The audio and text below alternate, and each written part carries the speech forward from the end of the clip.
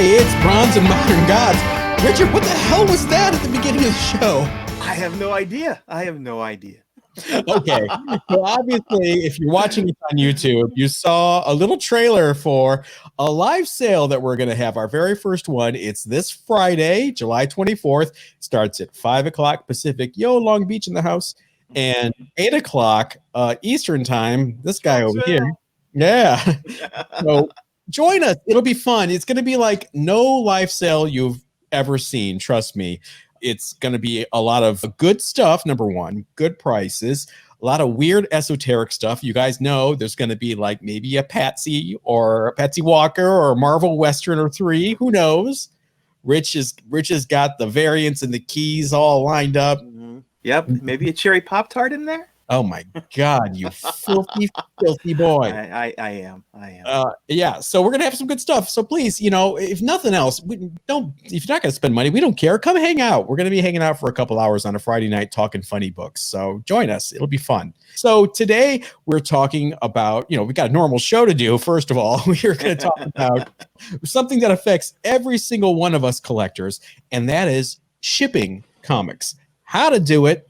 More importantly, how not to do it. And we're going to be sharing some of our worst shipping horror stories, both as senders and receivers. So we've got some really scary stuff and plus a lot of great tips for you that you may not know about. First of all, if you're not following us on Instagram and Facebook, why not? Follow us at Bronze and Modern Gods.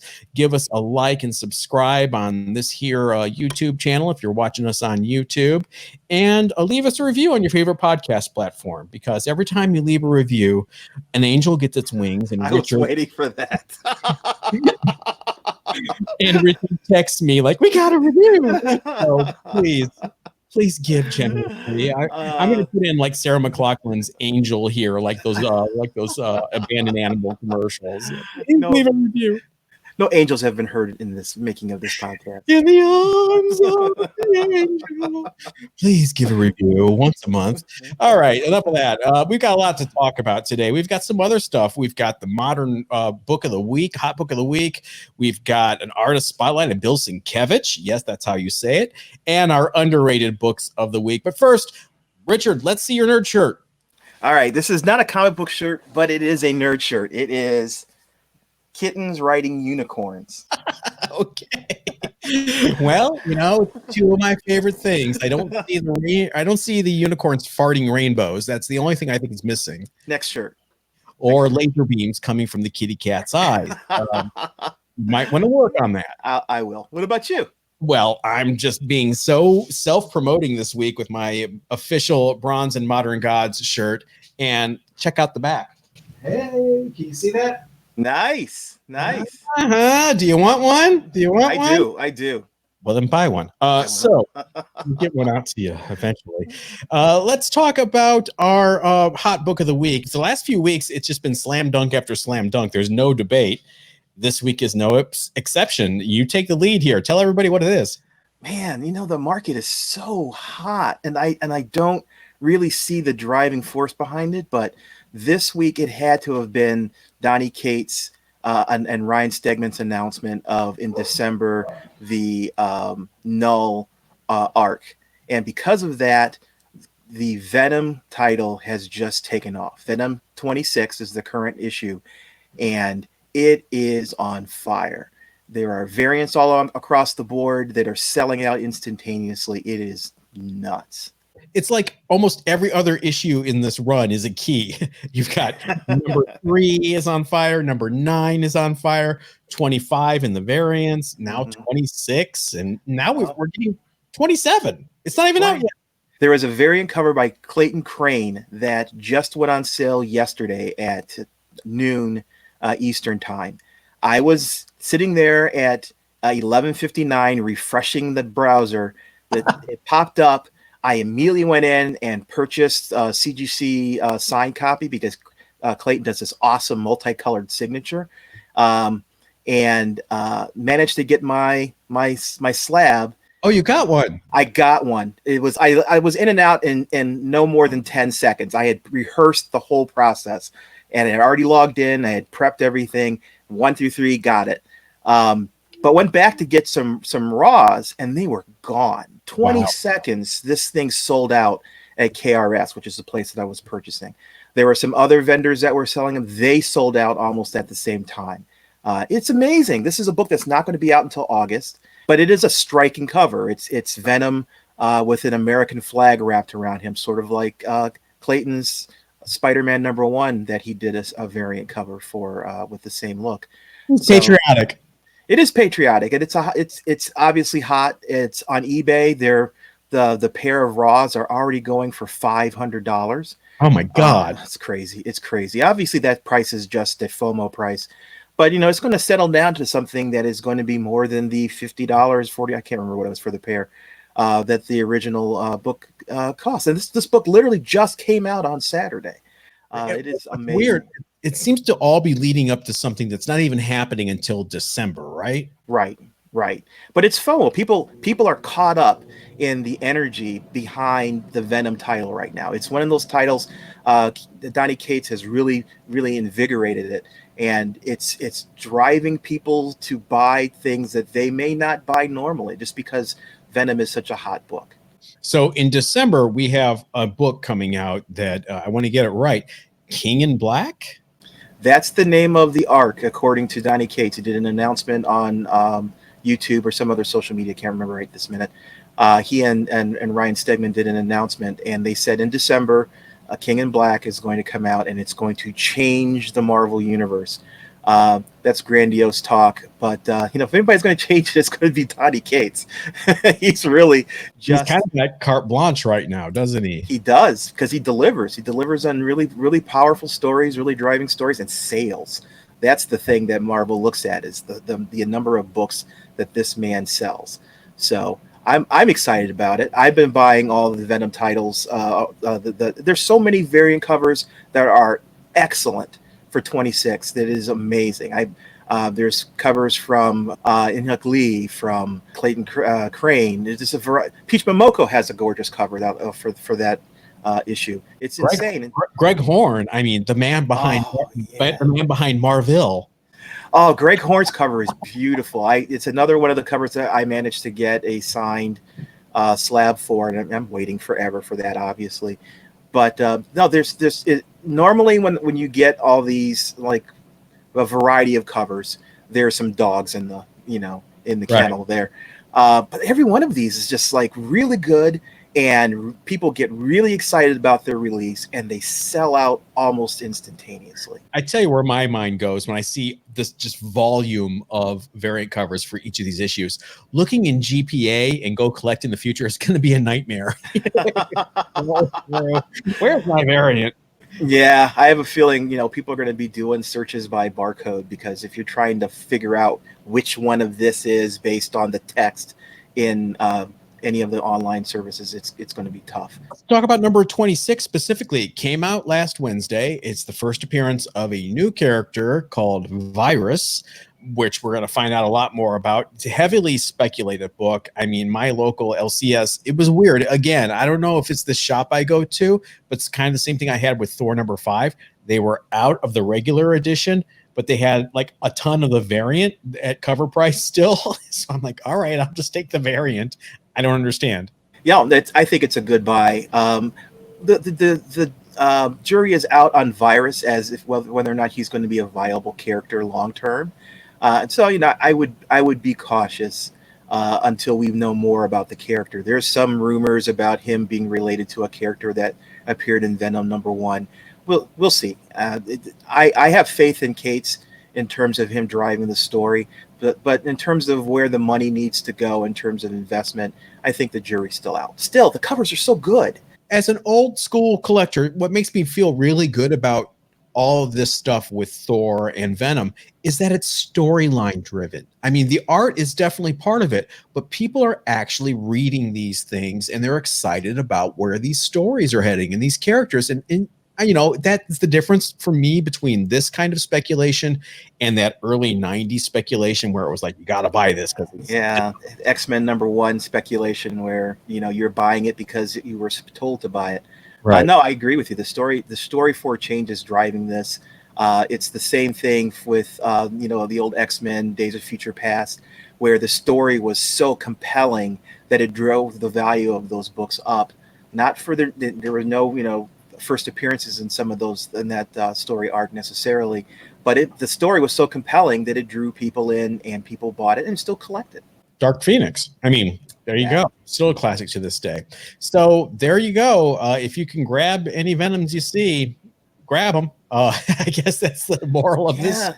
That's the thing. I'm me myself. I'm going shallow in that I'm buying a lot. I'm buying at least one of all the covers that I'm attracted to. I'm not really going deep in buying 10 of something, because you never know how important this character is going to be.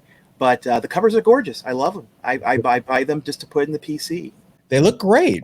One thing is, if you're buying them at a pre-sale like Richard did, make sure that it's being shipped correctly. And that leads us to our main topic for today. Did you like that transition? Mr. Segue. Yeah, that was nice. Great transition, wasn't it? And that is shipping your books, what to do, what not to do, and some shipping horror stories. I'm going to start this out because if you follow us on Instagram, and if you're not, why not, at Bronze and Modern Gods, I got this package from eBay this week, and here's a picture of it. It came in 2 pieces of cardboard sandwiched between, which is okay, but then he just threw it in a regular bubble wrap mailer, and it was on eBay a minty copy of the Marvel 1990 special, and I bought it for the cover because the Captain America cover by Kevin Maguire, first of all, is drawn so nicely, and second of all, it's hilarious how gay this thing is, and so I think it's hysterical. So I wanted a copy of it, and to be fair, I'm not too upset about it because I paid a whole whopping $1 for it. Right. But you've got this minty book in your collection, you're selling it to someone. For me, I take care, even if it's $1 sale, I make sure that it's bulletproof because I hate seeing nice books get damaged. And sure enough, this book got dinged. It has these deep spine color breaking creases it didn't have when it was sent out.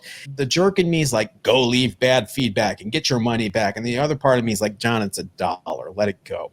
And so that part's kind of won out, frankly. But we're here to tell you how to do it. Richard, when you're sending a single copy or 2 or 3, 4 or 5 books, what's the best way? Well, before I go into that, let me talk about my recent horror story. For sure. Yeah, please. I ordered a copy of Thor #5 off of eBay, and the sellers told the seller, like I always do, please ship it and to pack it appropriately. Well, I get the book. It comes in a top loader in a bubble wrap envelope, and that is it. It's just laying there in the bubble wrap in the top loader. Thank goodness my mail carrier and I have a good relationship. I have fostered a relationship with him, but sometimes it's not him. It's not my regular carrier, because what sometimes they do is if it folds, it will fit in the mailbox, no matter how, if it does or not. So they'll crease it to jam it into the mailbox. Fortunately, it didn't happen in this case, and I got the book and it was okay. I did not leave him negative feedback because it was an acceptable, I did get the book in good condition, but I did leave a comment stating that it was not protected and to the level of my satisfaction. He contacted me later and saying that he ships these all the time in top loaders and he's never had a problem with it before. And you know what? And my response to him was, you can ship it 100 times. It only takes one time for me to be the recipient and there be an issue. I'd much rather ship it the appropriate way. That's funny because there's 2 tips I can give you when dealing with your mail carrier. And you hit upon one of them. You start a relationship with your mail carrier. I know it sounds freaky, but we have this really cool mail carrier. She's here in Long Beach, and she's great. And she knows I collect comic books. You know why she knows? You showed her. You told her. Yeah. She's like, I caught her one day pre-COVID, and we had a conversation. She's like, you get a lot of packages, and I'm like, yeah, I collect comic books, and I'm glad that you take such good care of them. And now she knows not to fold them up, and she's really careful. She knocks on the door, which is unheard of for a mail carrier. And tip number 2, around the holidays, drop your mail carrier a card and throw a 20 in there. You will be amazed at what a 20 spot will do for your mail delivery over the next 364 days. You know what? I did do that this holiday season. I put a note in the mailbox to his attention with a gift card in it, and he was appreciative. He was very appreciative, and I had excellent service. Now, one more final tip on the tip. That is, make sure you personally hand it to your regular mail carrier, because one year I left it in the mailbox and I happened to see as he was leaving, it was a substitute mail carrier, and he was happily skipping along with 320, and I had to throw another 20 in there. So do a personal hand-to-hand thing post-COVID, please. Yeah, it is definitely worth getting that relationship with your mail carrier, because it's the last link between the seller and you. Right. So you want to make sure that every part of the process is taken care of. And that's the one thing you do have control over. And whenever I send a book, and I'm just like John, I don't care if it's $1 book or if I'm shipping out, I've shipped out Ultimate Fallout 4, the variant copy, like an idiot, a 9.8 that I got. To ship that out. And no matter what it is, I ship it in a manner that I think it will be protected from damage in the process. So to me, the book goes in the middle of a big sandwich. So I put the book in the center of the sandwich, and then if it's a slab, I put it in its sleeve. If it's a slab, I also put a backing board on the front and the back within the sleeve, the little plastic sleeve that it comes in. Then I put 2 slabs of cardboard on each side of that, and then that whole thing gets put into a USPS shipping envelope. Now these envelopes are hardcore. They do not rip, they do not tear, they are protective of the environment. You can get them for free from the post office. It's a matter of ordering them. You know what the number is? I'll have to look up the number. We can put it in the show notes. I just grab them by the handful when I go into the post office, to be honest with you. When I go in, I drop something off, I grab a handful and bring them back with me.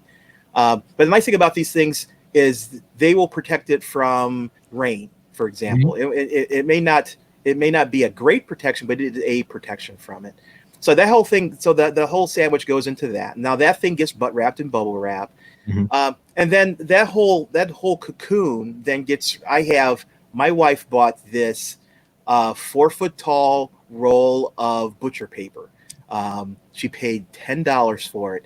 It is the best thing ever, because I can use that butcher paper and wrap my thing in the butcher paper and get it so that it's a tight fit into the medium-sized USPS priority mailbox, which is what I typically ship slabs in. That thing fits in nice and snug. You shake it to make sure there's no movement in there. And then I seal up both ends, and then I put a strip of tape over each end of the box. Even though the post office boxes have adhesive on them, I never trust the adhesive. Don't trust, and plus it protects more from moisture.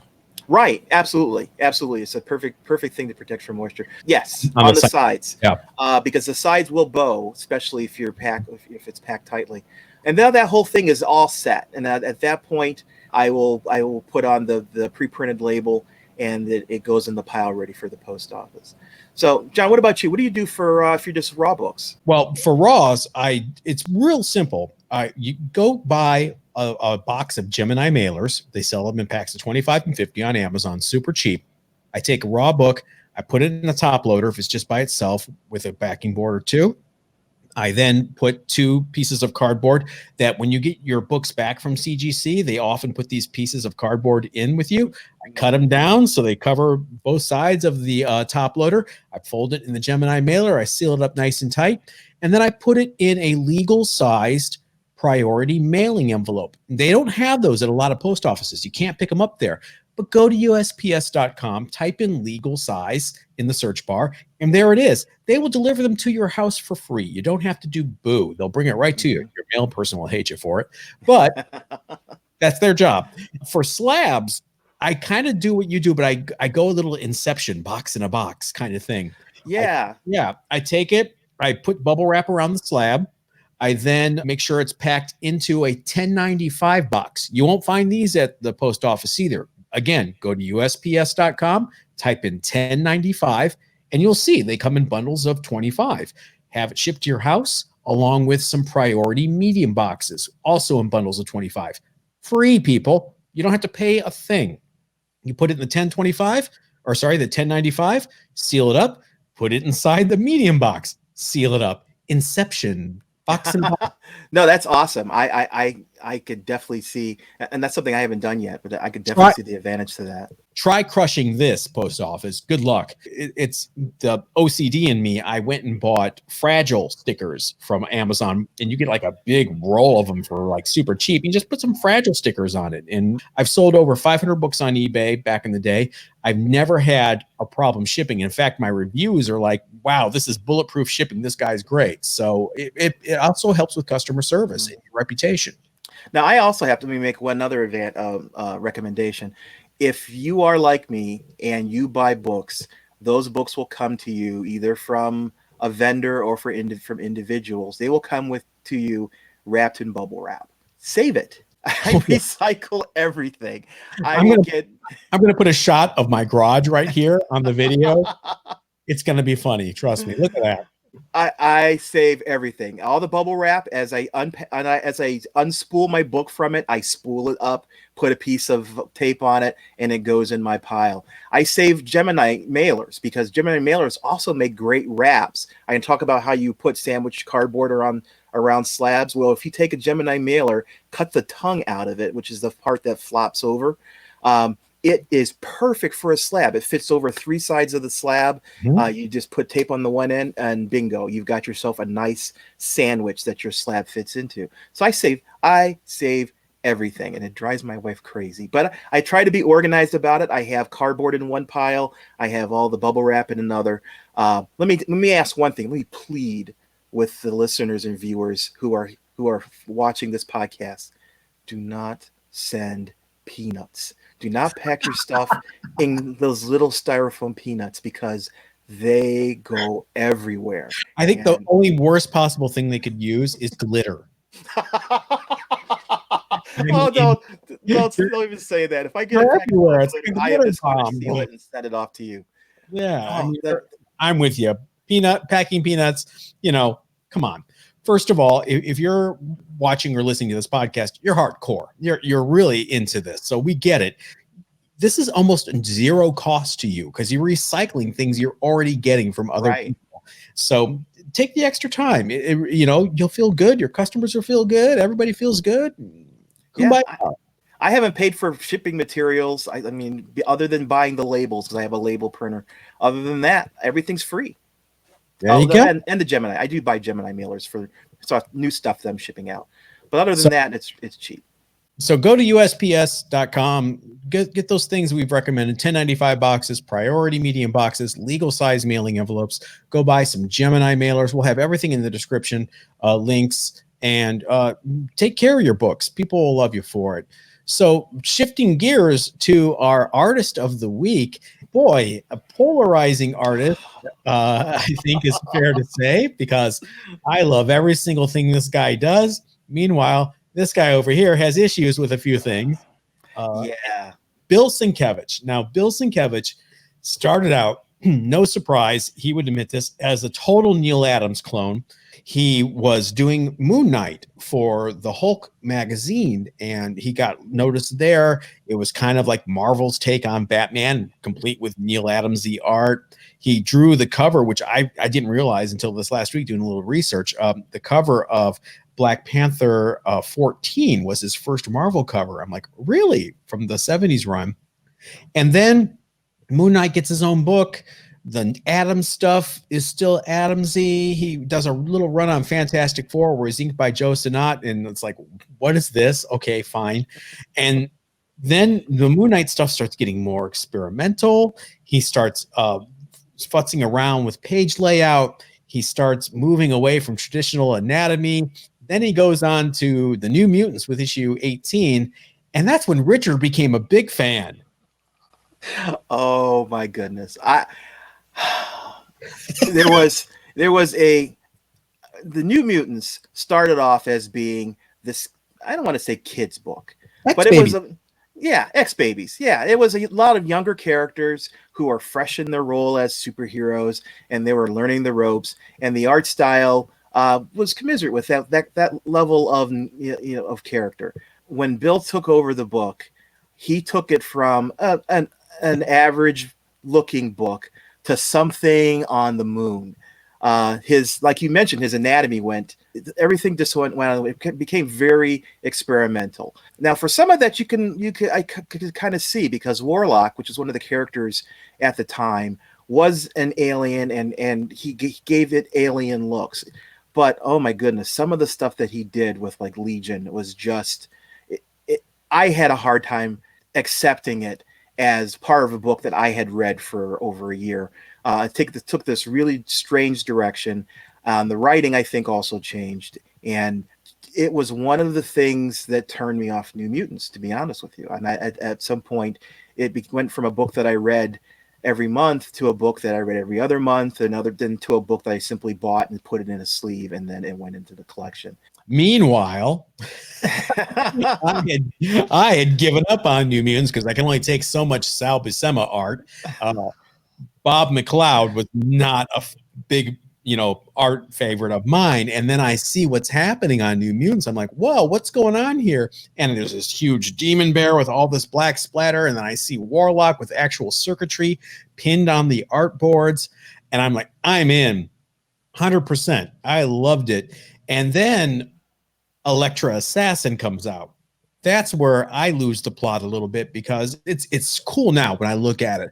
But at the time, you have this character, Kenneth Wynn, whose face is only photoshopped over and over, or not photoshopped, photocopied, Xeroxed over and over throughout the entire limited series, which is a commentary on him being a fake plastic politician. I get it, but it's a little on the nose. Whatever. The guy just has this wild experimental streak going on, and it's really funny where his career ended up, because he's got this major name through the 80s. He does this book in the early 90s for Epic called Stray Toasters that he wrote as well. No one knew what the fuck it was. Oops, no one knew. Pardon me. No one knew what the heck this book was. What does it mean? What's it about? What? Fine. It's over here. And then in the mid 90s, he starts inking, of all people, Sal Buscema on Spectacular Spider-Man. That's like giving, Picasso this art from Don Heck. Hey, can you do something with this? And Picasso's like, sure. I'll take this Don Heck page and do my Picasso thing all over it.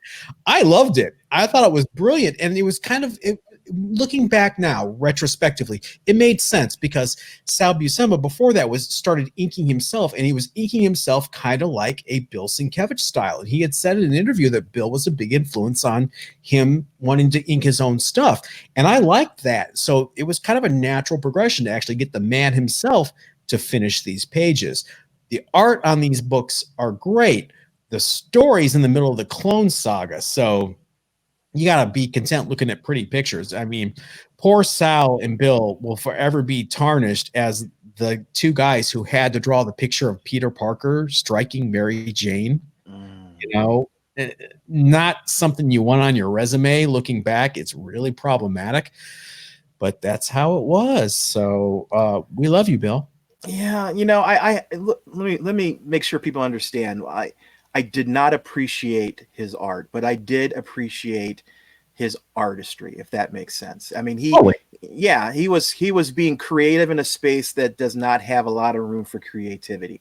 And I appreciated that. I just didn't want it necessarily in my middle of my funny book. But I appreciate him as an artist. Yeah, I mean, it's kind of like a Kirby or a Liefeld or a McFarlane. It may not be your cuppa, but you got to sit back and go, hey, they changed the industry, like it or not. All three of those artists, and I would say Bill as well, changed how comics were perceived and appreciated, and they're remembered for it. So, Bill Sienkiewicz, man, keep on keeping on. I want a commission, please. All right, let's move to our underrated books of the week. You've got an interesting one that I think is kind of definitely underrated, flying under the radar. Yeah. My pick for this week is a book called Dollar Comics Batman Adventures number 12. This is a reprint of the famous Batman Adventures number 12, the first appearance of Harley Quinn, a book that now is edging on $1,900, $2,000. It's affordable. Now affordable. Sure. Uh, for those people who do not happen to have a spare 2 grand in their bank and would like a copy of this book is an excellent way of scratching that itch. Came out back in January of 2020. It's a dollar book. That's the beauty of this whole thing. It's a dollar. You could buy this book for a dollar. I regret not buying more back in the day when they were a dollar. I was talking to some comic book shop owners and found out these dollar books, are a little problematic for them because there's not a whole lot of margin in these things, Right. and so they tend not to over order these. Order for their customers, but they won't have a whole bunch of them on the shelf. Or they end up on like the kitty spinner rack with the Archies and the Disney stuff, and they get bent all to heck. Right. But I still think these books are you can find them in your LCS. I don't think people have really latched onto this book in the manner that we'll see, because I'm starting to see some movement in sales on eBay. For example, there was a sell for a graded 9.8 for $75 for this book. This is a dollar book. Imagine the profit that you could make on this thing. While right now, that dollar book is going for someplace between $8 and $10. Again, as the value of the original book, the Batman Adventures 12, as that keeps creeping up, and I really don't see it stopping. I mean, this is the first appearance of Harley Quinn, which is a big bank character for DC. I see the value of this book, which you could buy for a dollar, will continue to creep up. And it's to me, it's a great starter book. If you're looking to start collecting slabs, for example, you can get a slab for anywhere from $50 to $60 on eBay. If you look for it, buy it, and then sit back and watch what happens. If the value of the book goes up, then you could make a profit off of that. And if you find them at your local LCS, buy it for a dollar. And I think it's that dollar investment is potentially something that will be profitable. This is the only hobby that I know of that you can get like a free comic book day book, like the Umbrella Academy, for example. You can go to your comic book store, you can pick that thing up off the shelf. You're a 10-year-old kid, you pick it up off the shelf, you take care of it, and then you go back in a year, and that book that you paid nothing for is worth $40, $50, and you can turn around and sell it and make money. Great return on your non-investment. I mean, exactly. That Spider-Man free comic book day from a few years ago with the first jackpot appearance, Firepower that we talked about last week, wink, wink. There's an Ultimate Fallout 4 free comic book day book that's going for $20-$25 right now. That was a $0 book at the time. So yeah, this is an interesting hobby. You can find those kinds of gems and turn around and use them as the basis of your empire.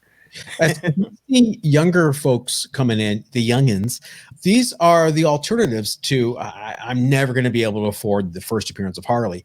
I'm never going to be able to afford a Fantastic Four #1 or a Hulk 181. Facsimile edition, 9.8 for sure.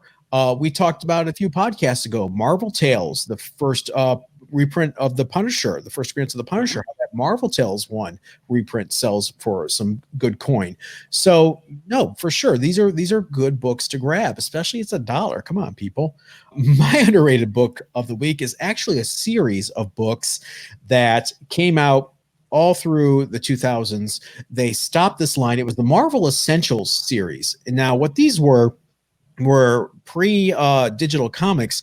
This was in post Masterworks. This was an affordable, cool way to get the very first appearances and early issues of runs. It collated in a huge black and white trade paperback for like the first 20-25 issues for like $19.95. I think the first Essentials were actually $14.95. It was such a great bargain. And a lot of people collected these Marvel Essentials. And now what we're seeing is the first printings of these are going for some good coin. But more importantly, later editions, when the print runs started tailing off, things like Amazing Spider-Man Volume 9, Fantastic Four Volume 7 and 8, we're seeing some crazy prices on eBay for these essentials. The Amazing Spider-Man Volume 9 sold for $125 this month on eBay. The later volumes are scarce and they get decent money. What's great about these is they're sitting on shelves all over the place. If every time you go or you travel or whatever, pop into a local comic shop and just look for the Marvel Essentials and see if you can grab some of these later volumes and some of the more obscure titles that they put out, like Marvel Essential Rawhide Kid, Moon Knight, Nova, Supervillain Team Up, Spider-Woman.